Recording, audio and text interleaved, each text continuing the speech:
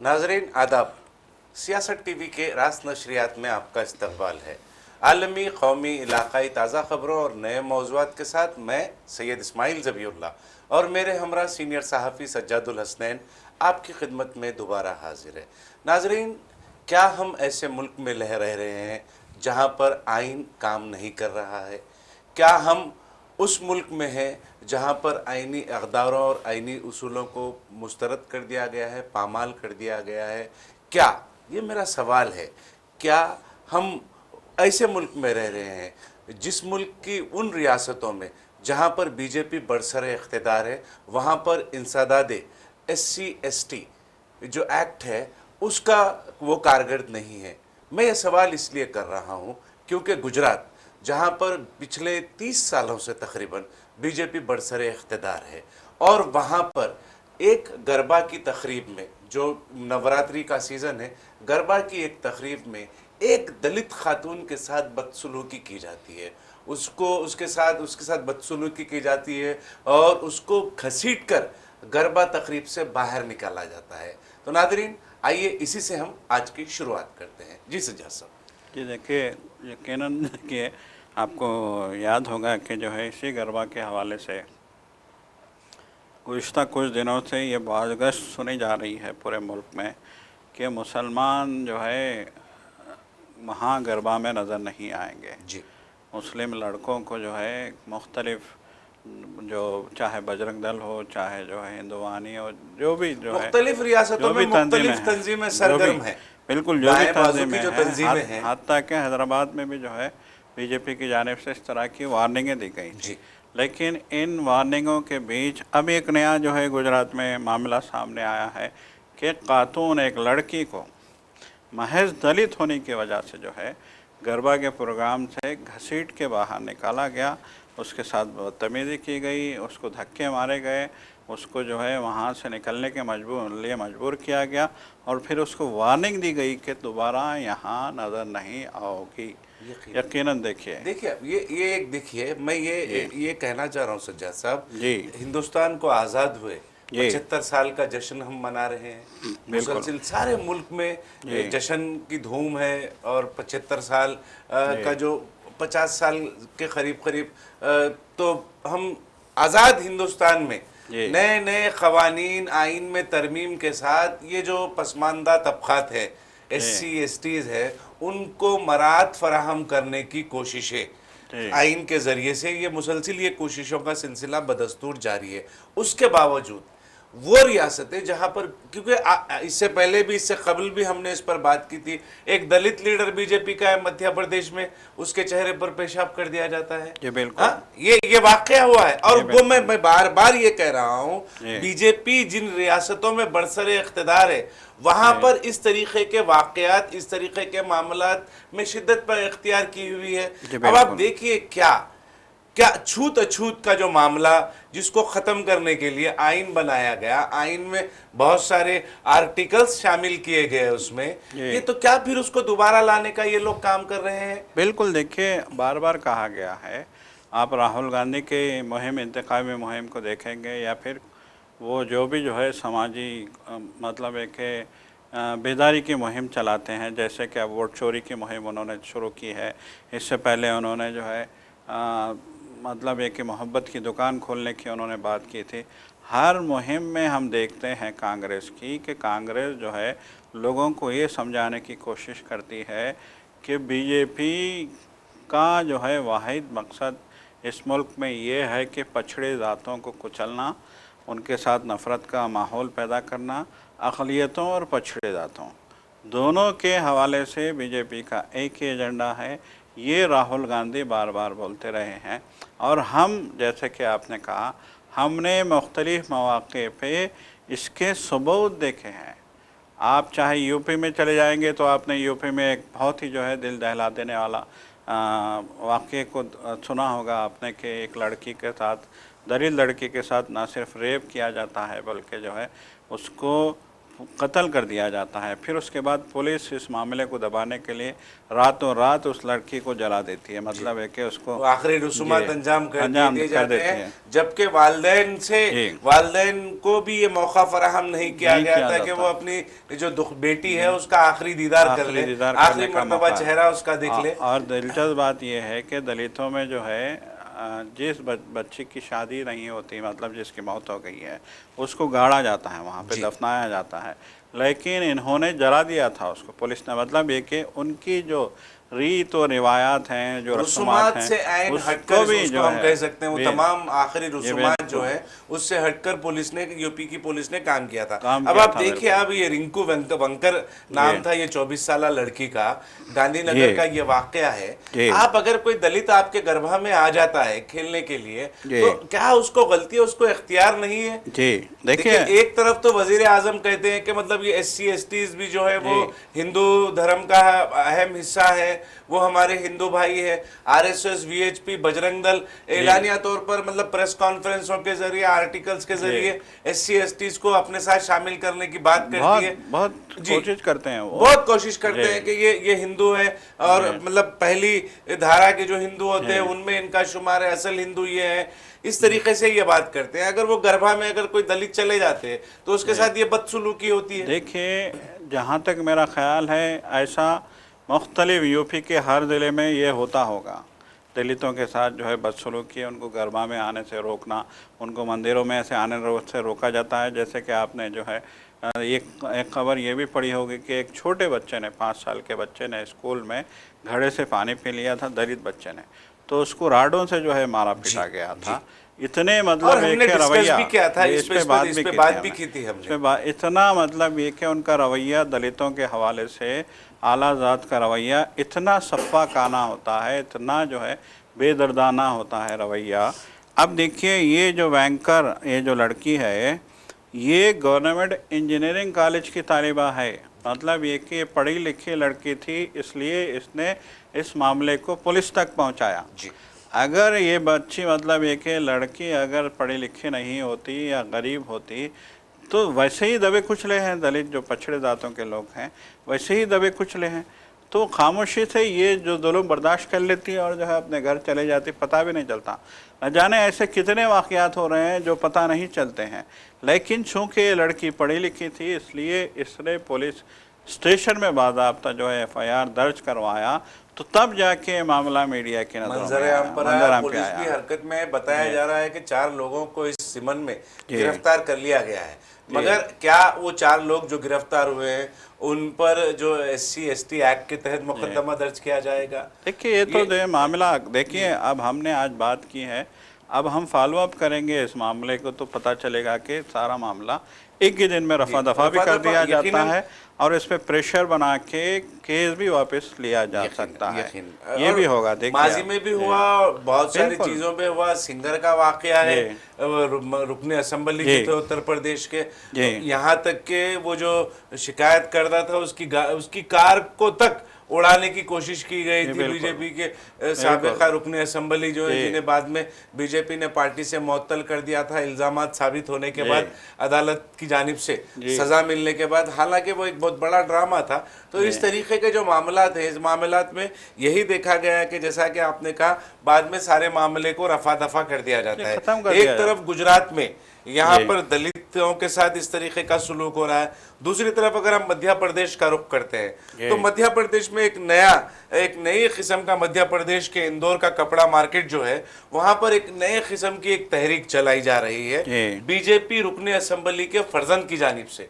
एकलव्या जो है वो बीजेपी के रुकने असेंबली है, उनके बेटे हैं इंदौर के, वो मुहिम चला रहे हैं इंदौर की कपड़ा मार्केट में जहाद मुक्त बाजार। अब आप देखिए, आप जहादी मुक्त बाजार, ये तहरीक वो वहां पर चला रहे हैं। अगर जहादी मुक्त, आप किसको जहादी कह रहे हैं? कल भी हमने इस पर बात कही थी। ये बिल्कुल। ये सीधा सवाल वजीर आजम नरेंद्र मोदी से इस मुल्क के जो 20 करोड़ 25 करोड़ मुसलमान हैं, वो 20-25 करोड़ मुसलमान ये राष्ट्र वजीर आजम नरेंद्र मोदी से ये सवाल कर रहे हैं कि ये जो बीजेपी के एकलव्या है वो किसे जहादी कह रहे हैं? जी बिल्कुल इसका जवाब वजीर आजम नरेंद्र मोदी को देना पड़ेगा, क्योंकि जब वजीर आजम नरेंद्र मोदी 2014 में इख्तिदार हासिल करने के लिए वजीर आजम की जो उम्मीदवार की दौड़ में आए थे, तो उनका एक नारा था सबका साथ और सबका विकास। बिल्कुल देखिए, और सबका साथ और सबके विकास में अगर इस तरीके का हो रहा है, जहादी मुक्त बाजार एकलव्य किसको कह रहे हैं, इसकी वजाहत वजीर आजम नरेंद्र मोदी को देनी चाहिए। कि बिल्कुल बीजेपी का एमएलए एकलव्य सिंह गौर ने जो है बाज़ाब्ता मुहिम चलाई। अलमिया ये है रवि साहब के वहाँ की क्लॉथ मार्केट एसोसिएशन इसकी सपोर्ट कर रही है जी। अब देखिए, पहले तो ये कहा जा रहा है कि मुसलमान कारोबार नहीं करेंगे, अब ये कहा जा रहा है कि जो कारोबार मतलब एक है मार्केट में जो कारोबारी हैं उनके पास जो मुसलमान सेल्समैन हैं, ना सिर्फ दुकान मुसलमान की होनी चाहिए, कोई मुसलमान की वो बाजार में दुकान नहीं होनी चाहिए, ना कोई सेल्समैन की हैसियत से किसी दुकान में काम करे इस तरीके की तहरीक जहादी मुक्त बाजार। बिल्कुल एक बाज़ाब्ता मुसलमानों के खिलाफ ये जो है तहरीक इंदौर में चलाई जा रही। आपको याद होगा कि हमने इस पर बात भी की थी, कांवड़ यात्रा निकली थी यूपी में, तो वहाँ पे भी यही हुआ था कि हर दुकान पे नाम लिखा होगा दुकान के मालिक का, पहले तो ये कहा गया। दूसरा, फिर ढाबे वालों को धमकियां दी गई कि तुम्हारे ढाबे में, ढाबे वाले ने अपना नाम लिख दिया, वो हिंदू का ढाबा था, अब उसको धमकियां दी गई कि तुम्हारे ढाबे में जो काम करता है, जो मज़दूर हैं, लेबर हैं, जो है वेटर का काम करते हैं, साफ़ सफाई का काम करते हैं, उसमें मुसलमान हैं, तो धमकियां दी गई कि कोई मुसलमान नज़र नहीं आएगा तुम्हारे ढाबे में। और दुकानों वालों को भी धमकियां दी गई कि तुम्हारी दुकान में काम करने वाला मुसलमान नहीं होना चाहिए, जिसके नतीजे में ढाबे के लोग या फिर दुकानों के लोग अपने कारोबार के जो है लूटने के खौफ से उन्होंने अपने पास काम करने वाले मुसलमानों को जो है निकाल दिया। और उन्होंने ये कहा कि हम नहीं चाहते कि इनको निकालें क्योंकि ये ईमानदार हैं, बहुत ही जो है ईमानदारी के साथ काम करते हैं, लेकिन यहाँ हमें धमकियाँ दी जा रही हैं, हम पे प्रेशर है, हम पे ये जो हुकूमत की सरपरस्ती में पलने वाले गुंडे हैं जो है हर जगह एक नया नाम देख के जो है वहाँ पे शरांगेज़ी करते हैं, दंदनाते फिरते हैं, उन्होंने हमें धमकियाँ दी हैं, हम मजबूर हैं, हमको यहाँ दुकान चलानी है। तो ये जो है सूरत हाल वहाँ पे की गई थी यूपी में, और आज हम देख रहे हैं कि यही सूरत हाल मध्य प्रदेश में भी मनाई जा रही है, क्योंकि वहाँ पे बीजेपी की सरकार है। जी, यकीनन देखिए, अब क्लॉथ मार्केट एसोसिएशन की जानिब से बड़े बड़े बैनर, ये जो बीजेपी के एमएलए हैं उनके बेटे एकलव्य सिंह गौर जो है उन्होंने ये कैंपेन शुरू किया, ये मुहिम की शुरुआत की है, तो उनकी हिमायत में क्लॉथ मार्केट एसोसिएशन जो इंदौर का है उसने बड़े बड़े बैनर लगाए हैं, ये हिंदुओं का रक्षक उन्हें बताया जा रहा है। आप देखिए किस तरीके से माहौल को बनाया जा रहा है, किस तरीके से मुसलमानों का अरसे हयात तंग करने की, अक़लियतों का अरसे हयात तंग करने की कोशिशें की जा रही हैं। ना सिर्फ अक़लियतें बल्कि दलित जो SC STs हैं उनका भी अरसे हयात तंग करने की कोशिशें की जा रही हैं। इस मुल्क की सबसे बड़ी अक़लियत जो है मुसलमान, उसके बाद ईसाई निशाने पर है, उसके बाद फिर और दूसरी अक़लियतें भी निशाने पर आएंगी। बिल्कुल, अगर अक़लियतें इस मुल्क की खामोशी अख्तियार करते हैं तो दूसरी अक़लियतें भी जो है वो एक के बाद दूसरा, क्योंकि मुसलमानों के बाद ईसाई बरादरी भी निशाने पर है। हमने देखा है उत्तर प्रदेश में हुआ, मध्य प्रदेश में हुआ, और मणिपुर में तो गिरजाघरों को जलाया गया। आसाम में ये मामला पेश आए, गुजरात में ये मामला पेश आए। मुसलमान जहां पर निशाने पर हैं ये हिंदुत्व ताकतों के, उन्हीं के साथ साथ मुसलमानों के साथ ईसाई भी जो है, ईसाई बरादरी भी निशाने पर है। यहाँ पर उन्हें अब कहा जा रहा है मतलब हिंद रक्षक, धन्यवाद हिंदू रक्षक, हिंदू रक्षक। बिल्कुल, देखिए किस तरीके के स्लोगन मार्केट जो है मतलब एक देखिए, एक आदमी बैनर लगा देता है, अब ये बैनर पूरे समाज की नुमाइंदगी तो नहीं करता, किसी एक आदमी ने एक बैनर लगा दिया या कई बैनर लगा दिए, 100 बैनर लगा दिए उसने मार्केट में, ये एक पूरी सोसाइटी की नुमाइंदगी नहीं करता, लेकिन मैसेज बाकी दुनिया में क्या जा रहा है कि पूरी सोसाइटी और जो मार्केट एसोसिएशन है वो एक जो है बीजेपी के एमएलए के बेटे की जो है शुक्रिया अदा कर रही है। इससे बड़ी बदनसीबी और वो क्या हो एमएलए के सकती बेटे है? का शुक्रिया अदा कर रही है जो इंदौर का जो क्लॉथ मार्केट है उसमें जहादी मुक्त बाजार बनाने की कोशिश कर रहा है और वो मुहिम चला रहा है। देखिए, यहाँ हम ये बात तो करते हैं कि अक़लियतें पूरी टारगेट पे हैं, लेकिन अगर क्लॉथ मार्केट में इस तरीके से किसी जो है सियासी लीडर के बेटे का असर बन जाएगा तो आज वो ये मुहिम चला रहा है, कल वो इसी मार्केट में अपनी मर्जी से मार्केट को चलाने की कोशिश। तो ये मार्केट वालों को समझना चाहिए। ये ऐसे वाकयात हमने देखे हैं हमारे पास तेलंगाना में भी जो है हालिया दिनों में मारवाड़ी गो बैक मुहिम चली थी।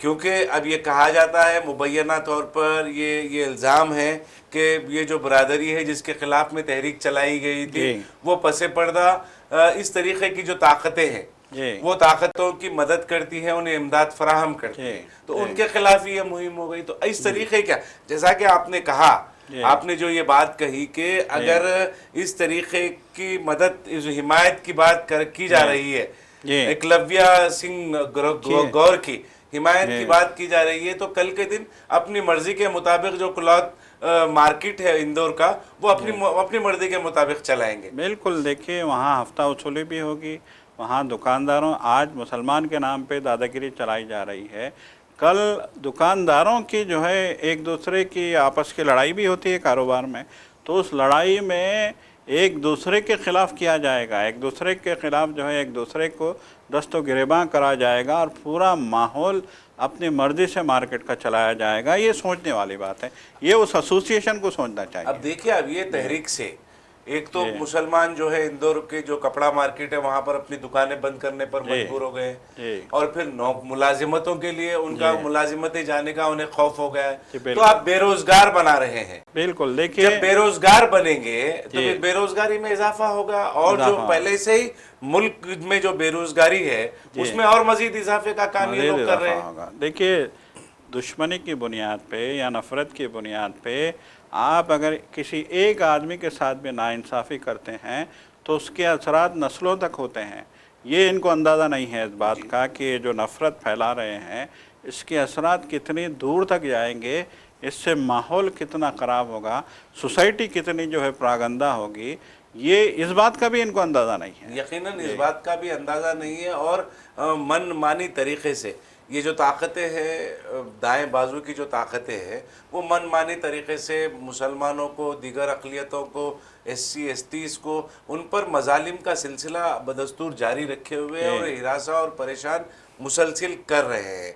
और फिर वो रियासतें जहाँ पर बीजेपी, जैसा कि मैंने फिर अपनी बात को दोहराऊंगा, जिन रियासतों में बीजेपी बरसर इक़्तिदार है वहाँ पर आइन का जो आइन के मुताबिक जो इक़दामात उठाए जाने चाहिए वो इक़दामात नहीं उठाए जा रहे हैं। ऐसा लग रहा है कि मनुस्मृति पर के मुताबिक ये लोग काम कर रहे हैं। यहाँ से हम अगर मध्य प्रदेश के बाद अगर हम उत्तर प्रदेश का रुख अगर करते हैं तो वहाँ पर पिछले जुमा को एक बड़े पैमाने पर बरेली में प्रोटेस्ट हुआ था आई लव मोहम्मद सल्लल्लाहु अलैहि वसल्लम की हिमायत में, क्योंकि कानपुर से ये जो तहरीक हुई थी ये शुरू हुई थी, तो मौलाना तौक़ीर रज़ा खां उन्होंने एक बड़ी एक रैली निकाली थी। वो रैली पुरतशद्दुद हो गई और बड़े पैमाने पर पुलिस ने वहाँ पर लाठीचार्ज किया। मगर अफसोस की बात है कि हम ये देख मैं सोशल मीडिया देख रहा था, मैं ये देख रहा था कि कुछ हिंदू लोग हैं, वो जो पुलिस ओहदेदार है जिन्होंने लाठीचार्ज किया था, उन पर फूल बरसा रहे हैं। अब किस किस्म का माहौल बनाया जा रहा है उत्तर प्रदेश में, देखिए आप 4 से 5 दिन हो गया, जुमा के दिन ये वाक़या पेश आया, हफ्ता और या इतवार से गिरफ्तारियों का सिलसिला शुरू हुआ। जिन लोगों को गिरफ्तार किया गया है उनका अभी तक कोई अता पता नहीं है। घर वाले जो है वो परेशान है वो परेशान हाल है कि उनके बच्चों को, उनके घर के मर्द आदमियों को पुलिस उठाकर कहाँ ले गई है और उनके साथ क्या मामलात पेश आए हैं इसकी कोई खबर नहीं है और वो लोग शदीद तौर पर परेशान है। बिल्कुल, देखिए शदीद तौर पर लोग परेशान हैं और उधर जो है चीफ मिनिस्टर की जो बयानबाजियाँ आ रही हैं इंतहाई इश्तियाल अंगेज़, और वही लफ्ज़ जहादी सक्रिय हैं। जहादी, जी आप जहनियत देखिए, जहनियत इनकी, बीजेपी के लोगों की जो शिद्दत पसंद जहनियत के हामिल हैं, उनकी जहनियत में एकसानियत है। मध्य प्रदेश में जहादी मुक्त मार्केट की बात चल रही है और उत्तर प्रदेश के चीफ मिनिस्टर ये कहते हैं कि जहादी सक्रिय हो गए। जी बिल्कुल, देखिए ये शरपंगेदी और शरपतंदी खुल के की जा रही है और यहाँ बरेली में अंधाधुंध गिरफ्तारियाँ की गई हैं। देखिए कल जो है पुलिस के आला अहदेदार की प्रेस कॉन्फ्रेंस चल रही थी बरेली में, जिसमें वो कह रहा था कि हमने 15 नौजवानों के ख़िलाफ़ जो है मुकदमा दर्ज किया है, उन्हें जेल भेज दिया गया है और उनके पास से ईंट के और पत्थर के टुकड़े मिले। आप देखिए इससे बड़ा जो है मजाक क्या हो सकता है कि उन्हें मुकदमा इसलिए उन पे किया गया कि उनके पास से ईंट के टुकड़े मिले हैं। अब आप देखिए कि ईंट के टुकड़े मिले हैं तो मुकदमा दर्ज होगा, उन्हें जेल भेज दिया जाएगा और उनको जो है जिहादी कहा जाएगा, उनके खिलाफ़ कार्रवाइयाँ की जाएंगी। खुद जो है योगी आदित्यनाथ जो है एक तकरीर में कहते हैं कि मौलवी ये भूल गया है कि यहाँ यूपी में किसकी सरकार है, किस तरह की जो है इस शरंगेज़ी, किस तरह की ज़ुबान, किस तरह की नफ़रत ये जो है लोग जो है फैला रहे हैं।